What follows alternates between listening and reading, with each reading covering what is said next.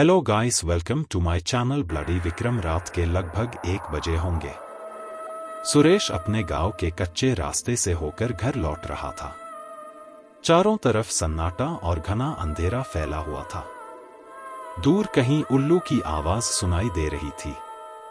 सुरेश के कदम तेजी से चल रहे थे क्योंकि उसे अजीब सी घबराहट हो रही थी।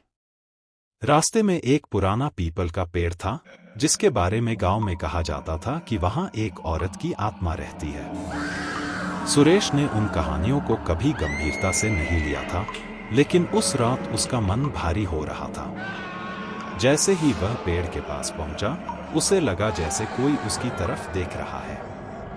उसने जल्दी से वहां से गुजरने की कोशिश की, तभी अचानक हवा का झोंका आया और एक ठंडी लहर उसके शरीर में दौड़ गई।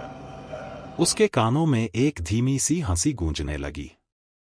सुरेश ने पीछे मुड़कर देखा तो वह एक पल के लिए ठिठक गया। पीपल के पेड़ के नीचे एक सफेद साड़ी में लिपटी औरत खड़ी थी। उसके बाल बिखरे हुए थे और आंखें लाल चमक रही थी। सुरेश का शरीर थरथराने लगा और उसके पैर जैसे जमीन में जम गए हों। वह कुछ समझ पाता तब तक वह औरत हवा में उड़ती हुई उसके पास आ गई। उसकी ठंडी उंगलियां सुरेश के गले में जा लिपटी।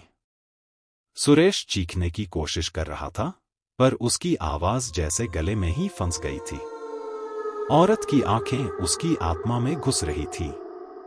सुबह जब गांव वाले उसे ढूंढने निकले तो उन्होंने सुरेश को उस पेड़ के नीचे मरा हुआ पाया। उसके चेहरे पर भय की छाप थी और गले पर उंगलियों के निशान थे।